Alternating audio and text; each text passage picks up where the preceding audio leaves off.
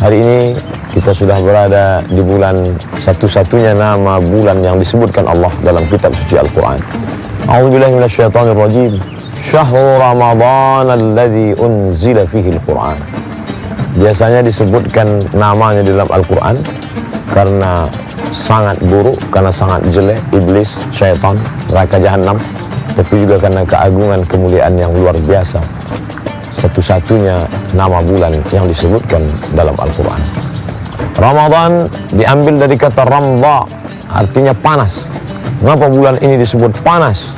Karena memang pada saat siang hari leher ini rasanya kering, karena memang panas luar biasa, karena tidak ada air yang lalu di tenggorokan dari sejak terbit fajar sampai tenggelam matahari. Tapi ada makna lain.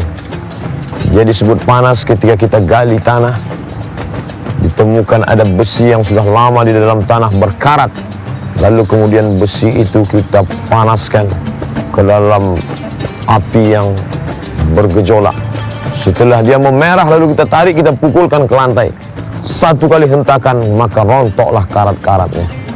Begitulah agaknya kita dengan bulan ini. Selama 11 bulan semuanya berkarat, mata berkarat, telinga berkarat, lidah berkarat, otak berkarat, hati berkarat, semuanya berkarat dengan karat-karat dosa.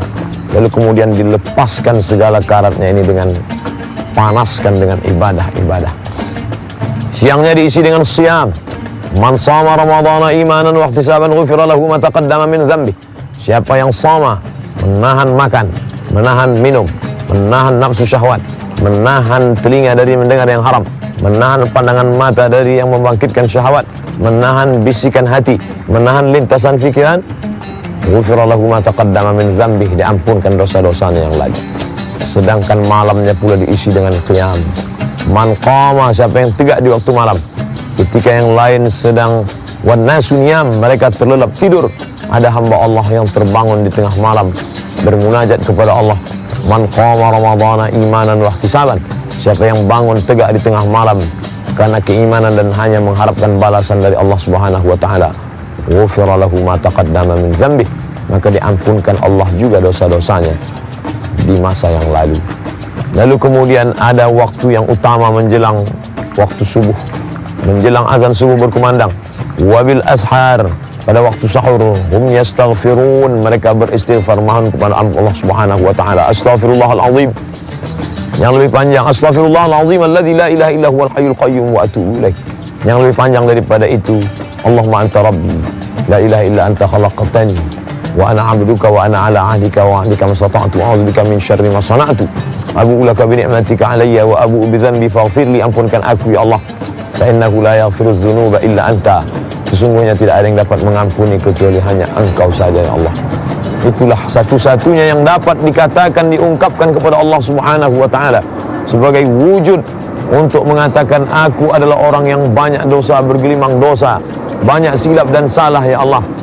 Ini bulan yang penuh dengan kemuliaan, supaya umat manusia yang banyak silap salah itu mampu kepada Allah Subhanahu wa taala saja dia meminta, kepada Allah taala saja dia memohon, kepada Allah taala saja dia bermunajat.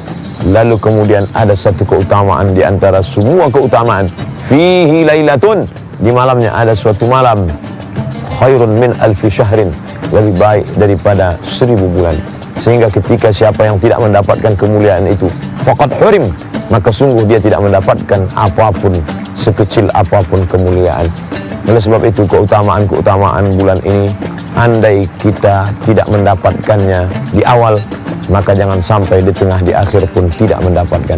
Usahakan, semangatkan diri, bangkitkan jiwa. Jiwa-jiwa yang tertidur, bangkitlah, bangunlah, bersemangatlah. Jadikan ini sebagai Ramadan terakhir.